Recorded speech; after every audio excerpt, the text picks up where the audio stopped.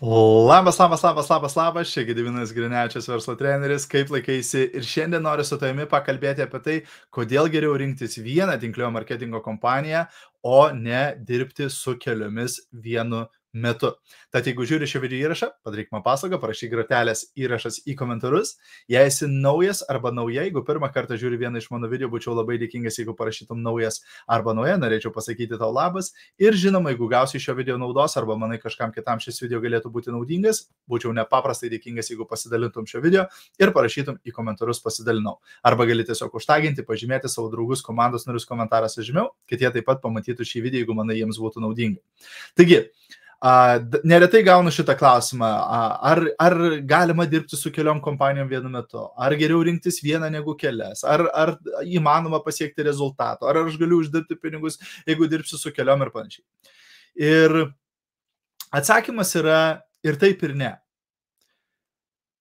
Viskas priklauso nuo to, kur tu save matai tinklinio marketingo versle ir kokiu rezultatu tu seki. Ką aš turiu omenyje? Jeigu tu atėjai į tinklinį marketingą tik tai tam, kad prekiauti produktais. Taip, reiškia, tu neplanuoji statyti komandos, tu neplanuoji būti lyderiu, tu neplanuoji pasiekti aukščiausių kvalifikacijų, tu tiesiog nori prekiauti produkciją ir uždirbti iš to pelną. Tokiu atveju, realiai tu gali dirbti su kiek tu nori kompanijų. Dėl to, kad kai tu nueini į Maximą, ar ten yra tik vienos rūšies duona? Ne, ten yra 16 rūšių duonos, taip, ir ten yra visokiausių skirtingų produktų. Tai jeigu tu planuoji tik tai prekiauti produktais, tai tu gali dirbti ir su 2, ir su 3, ir su 4 kompanijom. Taip, iš vienos kompanijos galbūt tu pardavinėsi vienus produktus, bet galbūt toj kompanijoje nėra kitokio produkto, tai iš kitos kompanijos tą produktą tu pardavinėsi. Ir tu gali turėti 2, 3, 4 skirtingus produktų tipus, skirtingas produktų linijas ir jomis prekiauti. Be problemos, taip? Bet jeigu tavo tikslas vis dėlto yra tapti lyderiu, jeigu tavo tikslas vis dėlto yra pastatyti didelę komandą ir pasiekti aukščiausias kvalifikacijas, uždirbti didžiausias pajamas, tada tu turėsi pasirinkti vieną kompaniją. Dėl to, kad paprasčiausiai, turi suprasti, kaip tai atrodys pašaliniam žmonėm. Taip, ir aš kartais naudoju tą pavyzdį, galbūt jisai nėra pats geriausias pavyzdys, galbūt jisai toksai kvailokas, bet jisai parodo būtent psichologiją to dalyko. Taip, kad įsivaizduok, jeigu tu esi Romos katalikas, tu eini į katalikų bažnyčią ir turi tenai kunigą, taip, kuris veda mišias. Bet tu kitą dieną matai, kad tavo kunigas taip pat eina ir veda pamaldas Jehovos liudytojų salėje. Dar kitą dieną jisai veda pamaldas stačiatikių bažnyčioje, taip. Dar kitą dieną jisai veda pamaldas, nežinau, budistų šventykloje. Sakysi, palauk, tai vienos religijos nepakanka, tai viena religija nepakankamai gera, kad papultum į rojų, reikia 2 ar 3 turėti, supranti, atrodytų keistokai, ar ne? Taip, reiškia, lygiai tas pats ir tavo versle. Jeigu tu nori vesti didelę grupę žmonių paskui save, jeigu nori, kad tu taptum lyderis ir žmonės tavęs klausytų ir būtent tave gerbtų, ir tada tavo komandos nariai mato, kad ta kompanija, su kuria jie dirba su tavimi, bet tu dar dirbi ir toj kompanijai. Tu dar dirbi ir toj kompanijai. Tai kokį tai sudaro įspūdį? Mažiausiai tai sudaro įspūdį, kad vienos kompanijos nepakanka. Kad ta kompanija, kurioje jie yra, joje galimybė nepakankamai gera ir dėl to reikia dar 2 ir 3 kompanijos, taip? Tai mažiausiai. Blogiausiai, kas gali vykti, kad jie praras pasitikėjimą tavimi, kad jie nustos tave gerbti, nes jie matys, kad tu pati dar ar pats neapsisprendęs, blaškaisi tarp kelių verslų ir panašiai tarp kelių kompanijų. Taip? Dėl to, kai eina kalba apie tinklinio marketingo verslą, tu turėtum pasirinkti vieną kompaniją. Taip? Ar tu negali turėti kitų pajamų šaltinių? Žinoma, kad tu gali turėti. Taip, dažnai žmonės ateina, dirba samdomą darbą ir stato tinklinio marketingo verslą. Tau nebūtina dabar mesti savo samdomą darbą ir tik užsiimti tinklinio marketingu, kad žmonės jungtųsi į tavo komandą. Ne, viskas tvarkoje, turėti samdomą darbą, galbūt studijuoti kažkur, galbūt būti mama, galbūt tu turi tradicinį verslą ir šalia to statai tinklinio marketingo. Bet kai eina kalba apie tinklinio marketingo verslą, tu turėtum tik su viena kompanija dirbti, jeigu tu nori būti lyderis ir pastatyti didelę komandą. Taip, nes žmonės būtent seks paskui tave ir jeigu tu netiki to, kuo tu užsiemi, tai kodėl tada kiti turėtų to tikėti? Taip? Jeigu tu blaškaisi, tai kas atsitiks su tavo komanda? Nu, jie juk darys lygiai tą patį, taip? Jie irgi tada blaškysis, taip? Ir neretai mes patys nupjaunam tą šaką, ant kurio sėdim, ne kartą esu matęs, kaip žmonės tai padaro, kai, pavyzdžiui, dirba su viena kompanija, pradeda augti jų komanda ir visai neblogai jau viskas auga, prasideda verslas ir panašiai, taip, bet jie pamato, o, kita kompanija dar geresnė, jie bum nubėga į tą kompaniją, taip, ir savo komandai sako, o, atvarykit, varom čia. Dalis jų perina, bet jau dalis sako, žinai, jeigu čia pradėjau dabar jau jinai ten, žinai, aš jau nebenoriu su šitu žmonėm. Jie ten šiek tiek padirba, mato, kad jau nėra tokio gero rezultato taip greitai, nes jau žmonės keli atkrito.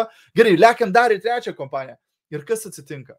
Tada 4, 5, 6, 7 kompanija panašiai. Ir galiausiai kas atsitinka? Tas žmogus skundžiasi. Niekas manimi netiki. Niekas manęs nepalaiko. Niekas manęs negerbė. O kas kaltas? Nes tu pats sukūrei tą įvaizdį, kad tu keiti tas kompanijas kaip koinės. Ir jeigu aš noriu jungtis prie lyderio, tai aš noriu jungtis prie lyderio, kur mes statysime ilgalaikį verslą, taip, o ne ateinančias 2 savaitės ir tada keisim kompaniją, taip? Taip, tai visko būna, aš suprantu, visokių būna niuansų, kada tikrai reikia pakeisti tą kompaniją ar panašiai, taip, bet klausimas čia yra, ar galiu dirbti su 2-3 kompanijom vienu metu, taip? Tai tikrai žmonėm bus labai keistai atrodys ir tikrai žmonės blaškys ir panašiai. Tai aš rekomenduočiau vėlgi susikoncentruoti, nes vėlgi koncentracija, kaip naudojam tą padidinimo stiklą kaip pavyzdį, taip, sukoncentruojam saulės spindulius ir tada padidinimo stiklas gali net išdeginti tašką. Bet jeigu tu judini tą padidinimo stiklą, tada kas įvyks? Nieko. Tai lygiai tas pats ir su verslu. Jeigu tu sukoncentruoji visą savo energiją, visą savo dėmesį į vieną kompaniją, į vieną komandą, į vieną veiklą, taip, tai tada tenai ir bus didžiausias rezultatas. Bet jeigu tu šiek tiek laiko skiri šitai kompanijai, šiek tiek šitai kompanijai, šiek tiek šitai kompanijai, šiek tiek šitai kompanijai, visi žinom, kas bus. Tada nei vienoje iš jų nebus gero rezultato, nes tavo energija išsisklaido, atsiskiedžia, taip, ir tada nėra tokių didelių rezultatų. Ir matau, Vilma užduoda klausimą, kodėl dauguma taip daro, registruoti vienoje kompanijoje, dirba kitoje ir vis ieško dar kitos. Būtent, Vilma, taip, tai parodo, kad būtent tas žmogus dar pats netiki tuo, ką jisai daro. Taip, ir tada tie patys žmonės stebisi. Kodėl žmonės nesijungia prie mano komandos? Kodėl žmonės neperka mano produkto ar panašiai? Nes žmonės yra nekvaili. Jie jaučia tą mūsų energiją, taip? Ir juos apgauti labai sudėtinga, taip? Jie jaučia tavo energiją. Ir kartais va būna, kad žmogus dirba va būtent kompanijoje, kur kiti sėkmingai stato komandas, o tas žmogus niekaip negali pastatyti komandos. Kodėl? Dėl to, kad žmonės jaučia, kad tas žmogus netiki tai, ką daro. Nes jis vis dar žiūri į kitą kompaniją, jis vis dar domisi ten tą kompaniją ir vis dar domisi tuo, taip? Ir nors ir tu nepasakai to, žmonės tiesiog jaučia tą energiją, taip? Kai mes turime stiprų tikėjimą, kai mes turime stiprų užtikrintumą, kai mes įsmeigiam tą vėliavą ir sakom, viskas, čia mano namai, čia aš būtent sukursiu savo finansinę laisvę, čia šitą verslą aš vieną dieną paliksiu savo vaikams už 30-40 metų, taip? Tada ir žmonės jaučia, šitas žmogus jisai eis toli, šitas žmogus yra užtikrintas, aš noriu su ja, nes aš matau, kad jinai žino, ką daro ir jinai eis toli, aš noriu kartu su ja. Bet kai mes esam nepasitikinti savimi, kai mes abejojame kiekvieną dieną, o gal man nepavyks, o gal šita kompanija ne ta kompanija, o gal šitas produktas ne tas kompanija, o gal šitas lyderis ne tas lyderis, o gal man reikia dar paieškoti, o gal dar reikia pasibėti. Tada tokį rezultatą sukuriam.